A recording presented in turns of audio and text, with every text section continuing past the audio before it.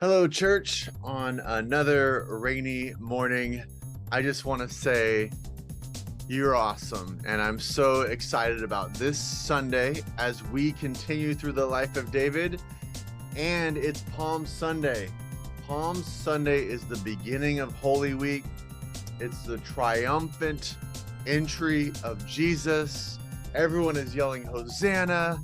And I'm going to talk about what that word means. And we're also going to talk about this really interesting character, Mephibosheth, in the life of David as we're continuing that series. All that happens this Sunday, make sure you're there and make sure you're inviting people. You should have got a card in the mail that tells you about Good Friday service, which is next Friday. We're already there at Easter, 6 p.m. And then Easter Sunday, which is a week from Sunday.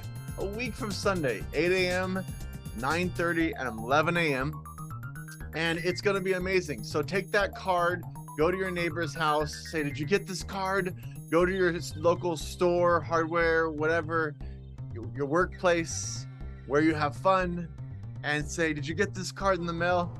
Come join me at my church. In fact, why don't you come this Sunday? Because it's the start of Holy Week.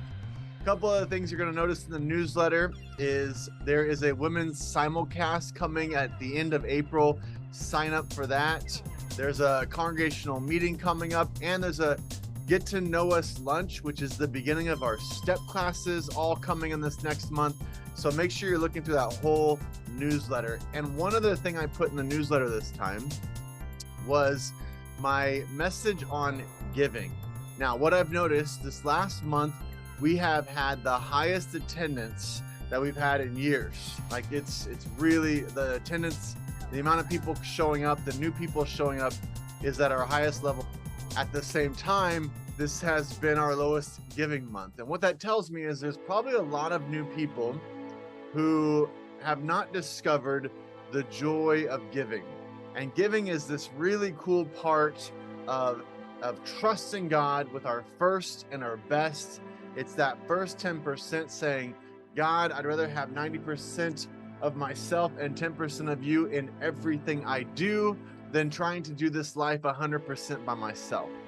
And so if you are new or you haven't discovered the joy of giving, you might have been here a while and you still haven't been doing it, go check out that message. It's in the newsletter. It talks all about, why it's so important.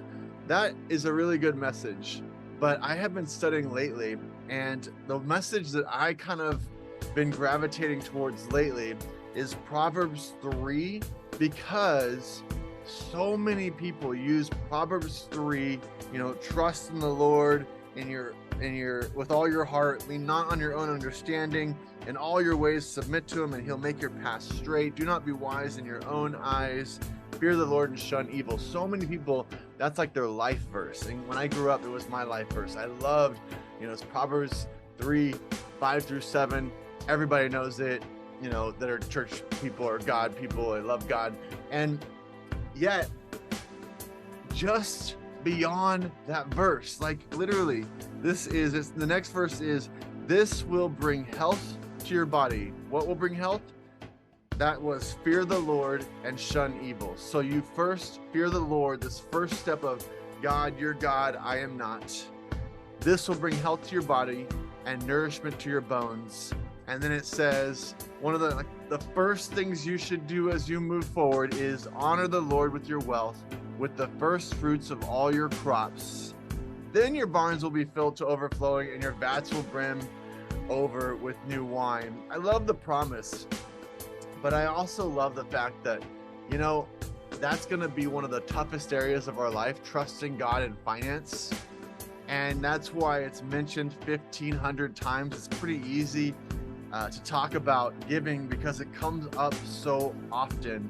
And lately it's just been in this. As I was studying Proverbs 3, I forgot that one of those first things in trusting in the Lord is going to be honoring him with my wealth. So I just wanted to throw that out you at church that, continue to make that a part of your life. And so many of you who are new to our church, discover this joy of giving. It is a joy. It is something that's a blessing. It is something in which you find you put God first in your life, and it changes everything for you.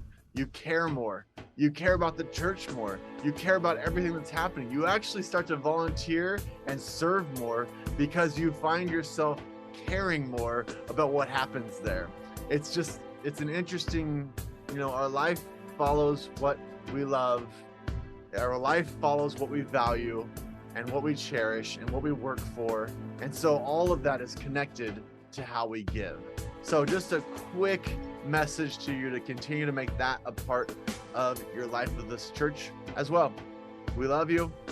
We need you. And you are a blessing in so many ways. I can't wait to see you this Sunday. Oh, one other thing.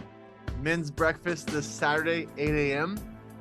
And I've heard we have a little outing afterwards. So we're going to have breakfast, study a little bit of the word, and then we have a fun activity happening right after. I'll let you talk to Jason about the details, but it's going to be a really good Saturday.